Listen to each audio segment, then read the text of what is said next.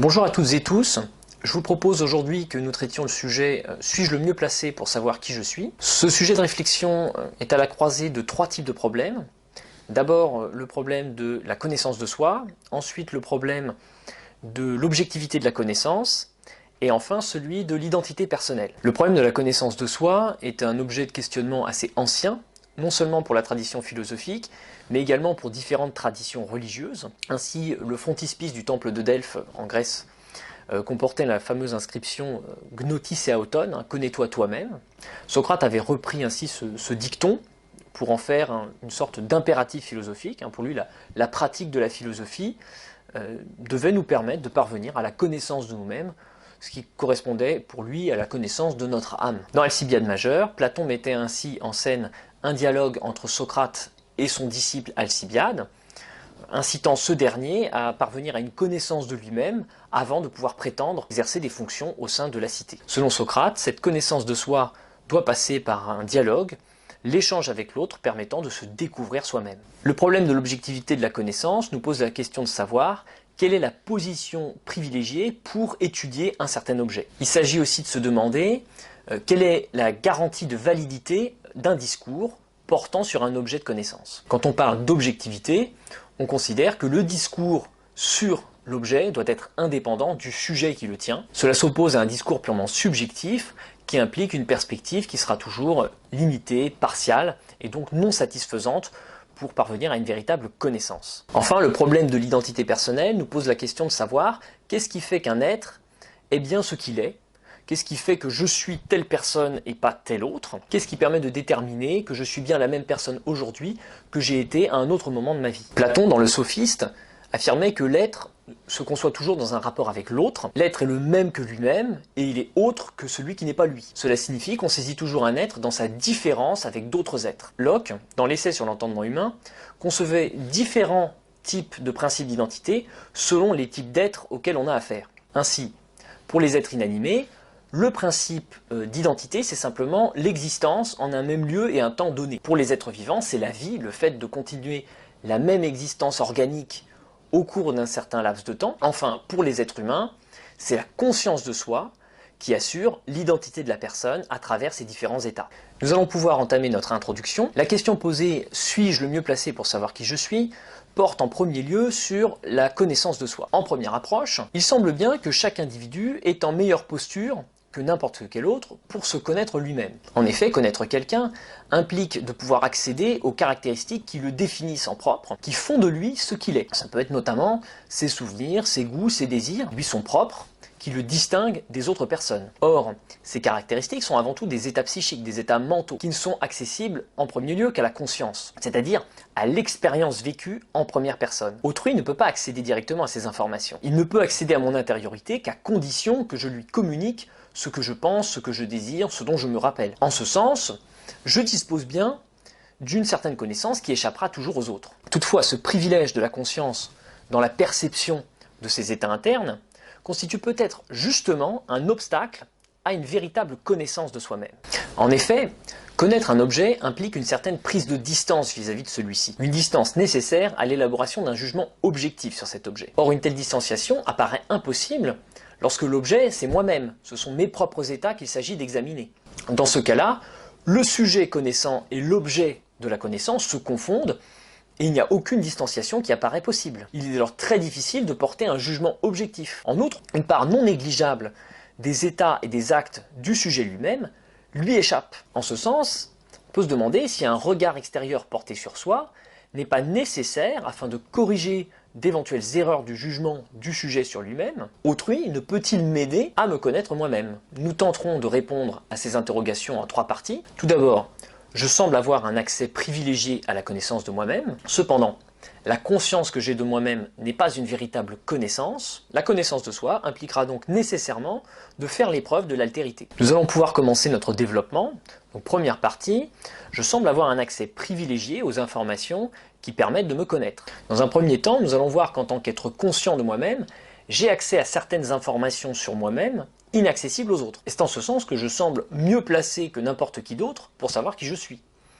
Ce que je suis, c'est une personne, c'est-à-dire comme le définissait John Locke, un être pensant et intelligent doué de raison et de réflexion, qui peut se considérer soi-même comme soi-même, une même chose pensante en différents temps et lieux. Autrement dit, je suis un être conscient de lui-même, c'est-à-dire que j'ai accès à mes états internes, qui s'enchaînent les uns aux autres dans mon esprit, et sur lesquels je peux opérer un retour réflexif. Ces états internes, ce sont au premier chef mes sensations, c'est-à-dire les modifications de mon état corporel, qui sont causées par des stimuli extérieurs. Or, ces sensations, personne ne peut les éprouver à ma place. Par exemple, moi seul sais quand j'ai mal, personne ne peut éprouver ma douleur à ma place, ni quelle est l'intensité de ma douleur. Et si les autres peuvent comparer leurs propres expériences vécues aux miennes, ils ne peuvent pas les vivre à ma place. C'est d'ailleurs au travers de cette expérience vécue que se constitue ma personnalité. Celle-ci désigne l'ensemble des caractéristiques qui me distinguent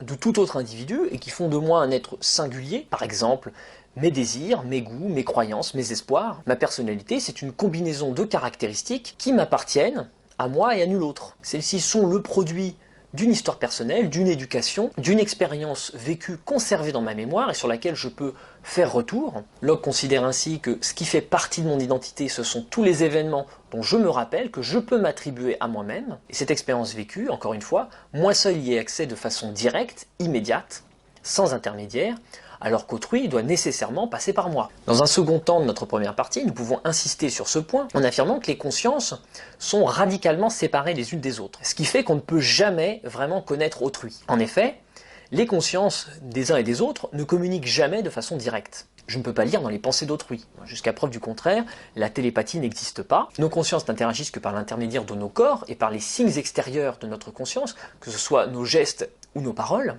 C'est ce que souligne Jean-Paul Sartre dans L'être et le néant, lorsqu'il déclare « Entre la conscience d'autrui et la mienne, mon corps comme chose du monde et le corps d'autrui sont les intermédiaires nécessaires. Il est évident que la relation de mon corps avec le corps d'autrui est une relation de pure extériorité indifférente. L'âme d'autrui ne se donne pas en personne à la mienne, elle est une absence, une signification, le corps indique vers elle sans la livrer. » Donc c'est une relation réciproque, hein. Je vois le corps d'autrui, autrui voit mon corps, et c'est à travers chacun de nos corps que nous pouvons essayer de tenter d'interpréter ce qui se passe dans l'esprit de l'autre. Mais nous ne pouvons pas accéder directement à cet esprit. C'est seulement par l'intermédiaire de mes attitudes corporelles et de mes expressions verbales que les autres personnes peuvent tenter de se faire une idée de ce que je pense et ce que je ressens. Ainsi, d'une perspective extérieure, on peut décrire les attitudes d'une personne, on peut tenter de les expliquer, on peut chercher ainsi la cause d'une conduite, mais en revanche on ne peut pas connaître ses intentions conscientes. À la limite, on pourrait rendre compte des processus neurophysiologiques qui se déroulent dans mon système nerveux lorsque j'éprouve telle ou telle expérience, mais l'expérience vécue en première personne est quant à elle complètement privée. On pourrait faire ici le parallèle avec le propos du philosophe Thomas Nagel dans son fameux article « Qu'est-ce que cela fait qu'être une chauve-souris ?» Ce que souligne Nagel, c'est qu'il est tout à fait possible de décrire de façon objective la façon dont la chauve-souris perçoit son environnement, par écolocalisation.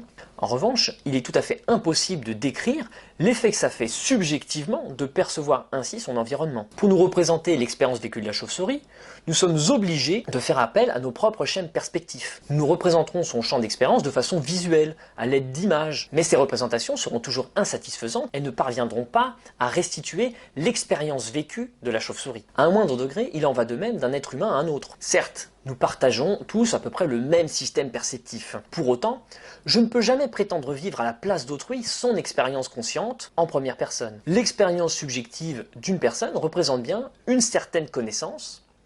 Être conscient permet ainsi d'avoir accès à certaines informations qui sont proprement incommunicables aux autres. Moi seul sais ce que j'éprouve quand je l'éprouve. On peut néanmoins se demander si cette conscience que j'ai de moi-même, de mes propres états, est bien suffisante pour me définir et pour me connaître. La conscience n'était pas toujours un point de vue partiel sur les choses. La mémoire n'est-elle pas trop sélective et déformatrice pour être fiable? Enfin, la conscience que l'on a de nos propres états et l'idée que l'on se fait de soi-même constitue-t-elle vraiment une connaissance de soi? Nous entamons donc notre première partie où nous allons montrer que la conscience de soi n'est pas une véritable connaissance. Tout d'abord, on peut remarquer que percevoir un état ne signifie pas nécessairement qu'on saura correctement l'analyser. La conscience désigne la capacité que nous avons de percevoir certains états qui se succèdent les uns aux autres, et ainsi que celle de rendre compte de ces états. Mais cette perception n'est pas encore tout à fait une connaissance proprement dite, c'est-à-dire une représentation rigoureuse et exacte d'un certain fait. En ce sens, la conscience d'un état interne n'est pas identique à la connaissance de cet état. On peut prendre un exemple simple pour comprendre cela, celui de la douleur. La douleur est un signal nerveux indiquant qu'un dysfonctionnement se produit dans l'organisme. Quand j'éprouve une douleur, je prends conscience qu'une partie de mon corps a subi un dommage. Pour autant, au-delà du vécu désagréable et de l'incitation à modifier mon comportement, la douleur en elle-même n'indique rien sur sa cause. Le simple fait de ressentir une sensation de douleur ne nous dit pas pourquoi nous avons mal. La douleur est un symptôme qui a besoin d'être interprété, par exemple par un médecin, pour que l'on sache quelle est l'origine du mal. C'est en ce sens que Descartes déclare que la douleur est une idée claire mais confuse. Elle est claire car lorsque j'éprouve une sensation de douleur, l'idée de cette sensation est pleinement présente à mon esprit. Je suis intensément concentré sur elle. Ma conscience est pleinement focalisée sur cette sensation poignante et désagréable. En revanche, l'idée que j'ai de la douleur est confuse car il m'est difficile de l'analyser clairement. On peut dès lors douter que l'introspection, c'est-à-dire l'examen de nos propres états, puisse nous permettre d'accéder véritablement à une connaissance de ces états. L'attitude d'attention et de réflexivité qu'exige l'observation rigoureuse des faits est incompatible avec la plupart de nos états de conscience, que ce soit la douleur que nous avons déjà citée ou encore la colère, la tristesse, la joie. En effet, ces états affectent ma perception et la modifient. C'est ce que souligne Augustin Cournot lorsqu'il souligne que l'on n'est jamais en bonne posture pour analyser nos propres états de conscience.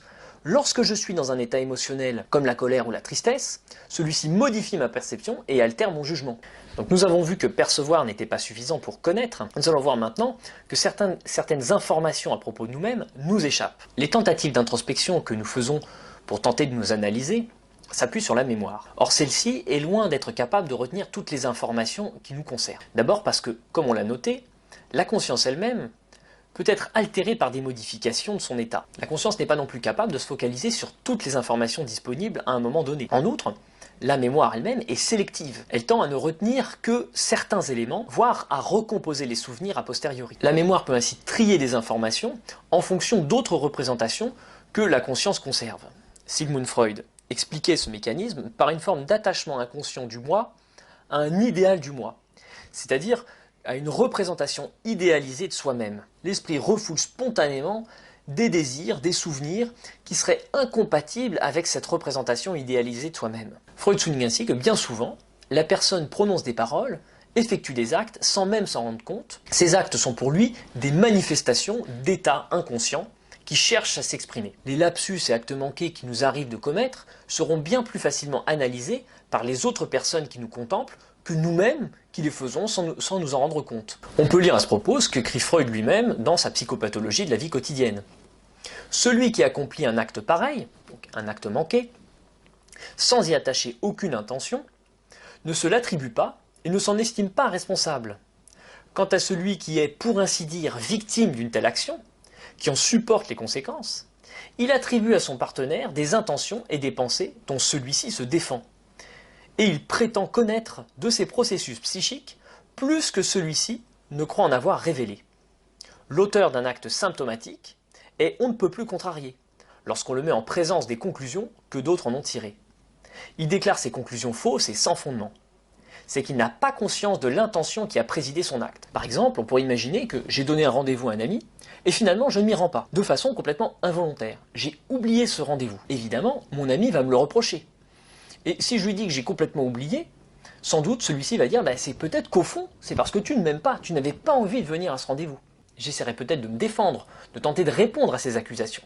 Mais il n'empêche que mon ami ne pourra s'empêcher de me juger sur la base de mes actes qui, selon lui, révéleront ce que je pense vraiment. Si le mécanisme du refoulement, tel qu'il est décrit par Freud, n'est plus admis par la psychologie contemporaine, il apparaît bien que la conscience n'a pas accès à la totalité des états internes du sujet, et que la mémoire peut être trompeuse. La psychologue Elisabeth Loftus a ainsi montré qu'il était possible de provoquer chez un individu l'apparition de faux souvenirs, lorsque les informations erronées lui sont suggérées. La personne va s'attribuer des actes qu'elle n'a pas commis ou va se représenter des événements qu'elle n'a pas vécus. Il y aura bien ainsi un décalage entre ce dont elle a conscience et la réalité. Nous pouvons même aller plus loin encore. Nous sommes inconscients des déterminismes qui influencent notre être. C'est ce que soulignait Baruch Spinoza lorsqu'il déclarait que les hommes ont conscience de leurs appétits, mais ils ignorent les causes qui les déterminent. Être attiré par une chose ne nous indique en rien ce qui nous pousse vers celle-ci en particulier. On ne choisit pas nos désirs, on ne choisit pas nos préférences. Elles s'imposent à nous et elles guident notre conduite sans que nous nous en rendions compte. Ainsi, tous les traits de personnalité qui paraissent nous définir semblent échapper à notre compréhension. Il pourrait n'être que le résultat d'influences s'exerçant sur nous sans que nous en ayons conscience. C'est notamment ce que soutiennent Karl Marx et Friedrich Engels dans l'idéologie allemande, lorsqu'ils déclarent « ce n'est pas la conscience qui détermine la vie, c'est la vie qui détermine la conscience ». Autrement dit, la façon dont nous percevons le monde et dont nous percevons nous-mêmes est le produit de nos conditions d'existence matérielle, c'est-à-dire la façon concrète dont nous vivons, notre milieu social, notre milieu professionnel, le métier que nous faisons, le lieu où nous habitons, la manière que nous avons de nous habiller, de nous nourrir. Tout ceci détermine notre manière de penser et notre manière de voir le monde. Les traits de caractère de la personne apparaissent en ce sens en grande partie façonnés au cours d'un processus d'intégration sociale. Au cours de son intégration à différents cercles sociaux, l'individu contracte, de manière implicite ou explicite, de nouvelles obligations, il admet de nouvelles normes qui orientent sa conduite et sa pensée. Il intériorise peu à peu des normes de comportement des groupes auxquels il s'affilie, il en adopte les goûts, qui deviennent pour lui, pour ainsi dire, naturels. Pierre Bourdieu appelle ces attitudes dispositionnelles, spontanées, l'habitus. L'habitus est incorporé par l'individu au point de le définir. C'est en quelque sorte l'empreinte laissée dans sa personnalité par les groupes sociaux ou les institutions auxquelles il a appartenu ou a été soumis à un moment de son existence. Par exemple, nous explique Pierre Bourdieu, nous avons incorporé dans notre manière d'être des normes de conduite relatives à notre façon de nous tenir, de manger, de parler, que nous appliquons le plus souvent sans nous en apercevoir. Ce n'est que lorsque nous sommes confrontés à des personnes qui agissent selon d'autres normes, d'autres codes, que nous pouvons en prendre conscience. C'est à ce titre qu'on pourrait se demander si autrui ne serait pas en meilleure posture pour nous connaître. Son extériorité pourrait lui conférer la distance nécessaire pour faire de moi un objet de connaissance. Ainsi, l'anthropologie a-t-elle pu se fonder d'abord sur l'étude de sociétés différentes de celles des chercheurs, la différence permettant de prendre conscience des particularités, des normes passant pour naturelles aux yeux de ceux qui les appliquent. Mais autrui, quand bien même s'appuierait-il sur une méthode d'investigation, est-il vraiment en meilleure posture que moi-même pour me connaître? Ne risque-t-il pas, à partir de son point de vue également partiel et sélectif sur moi, de me réduire à une image déformée de moi-même, de m'enfermer par la suite dans une identité tronquée? On cherchera donc à voir dans la troisième partie comment l'interaction entre moi et autrui peut m'aider à me connaître. Si j'ai bien une appréhension de moi-même via la perception sensible, je peux en même temps prendre conscience de l'insuffisance de cette appréhension. Me sentir exister ne me dit rien sur ce que je suis. D'où l'insatisfaction que j'éprouve et dont découle un désir de me connaître moi-même qui me pousse à aller chercher chez autrui les éléments permettant de combler ce manque. On pourrait néanmoins objecter que le regard d'autrui n'est pas neutre. Il pourrait interpréter mes conduites à l'aune de sa propre expérience. Il pourrait alors jeter sur moi un verdict réducteur, comme le dit Sartre, prenant l'exemple du voyeur. Je suis seul dans un couloir, j'entends un bruit derrière une porte, je me permets de regarder par la serrure. Une personne surgit alors dans le couloir et me surprend en train de regarder par la serrure. La personne risque de me réduire à n'être qu'un voyeur, un pervers. En jugeant mon acte sans connaître mes intentions, ni savoir exactement dans quel contexte j'ai agi, la personne risque de me réduire à cet acte unique. Sartre souligne que nous risquons sans cesse d'enfermer les autres dans des définitions réductrices. On pourrait objecter qu'on ne reste jamais complètement passif sous le regard d'autrui. C'est notamment ce que soulignait le sociologue Erving Goffman dans son ouvrage Stigmate, lorsqu'il montrait que les personnes victimes de stigmatisation développaient de nombreuses stratégies afin de se réapproprier le stigmate, voire de renverser la valeur pour réaffirmer leur identité. Dans le contexte qui nous intéresse, je ne me contente pas d'être simplement objet du regard d'autrui.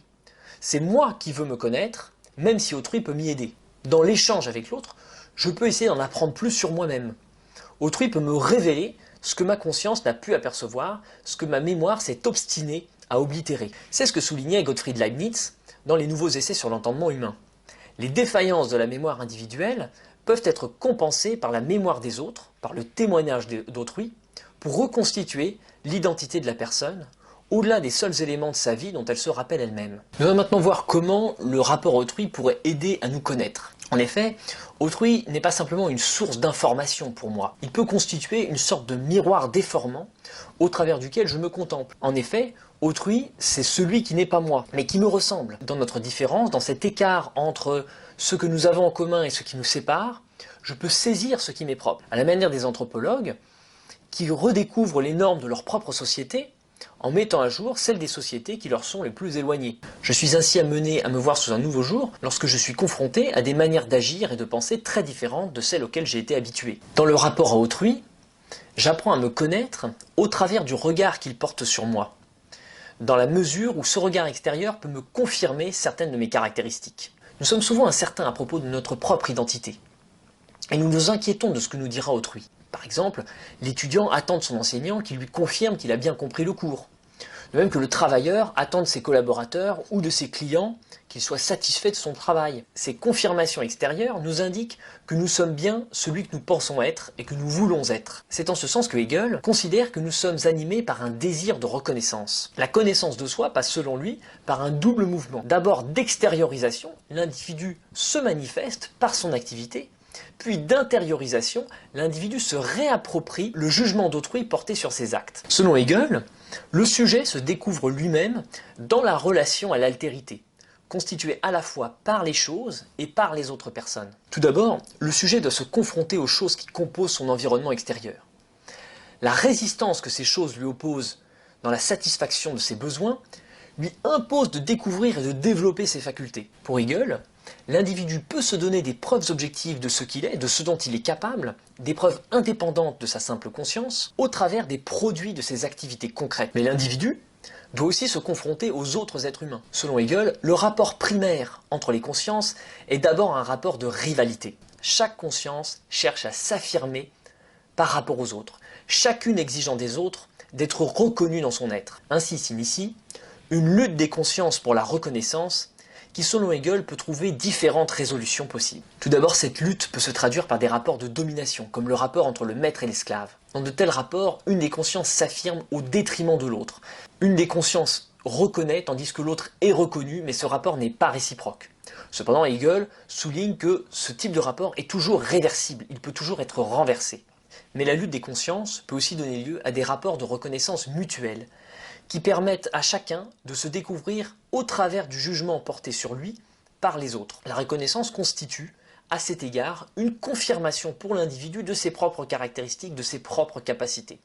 C'est en ce sens que le rapport à l'autre lui permet de se connaître lui-même. En conclusion, il apparaît que la connaissance de soi ne dépend pas d'une position fixe et absolue. D'un côté, la perception subjective reste limitée, partielle, mais d'un autre côté, à partir d'une position de pure extériorité, on risque toujours d'enfermer l'individu dans une identité tronquée. À ce titre, la connaissance de soi apparaît comme le résultat d'une relation dynamique entre les personnes, d'une co-construction de soi avec les autres. Il s'agit ainsi de réaffirmer le caractère social de l'être humain.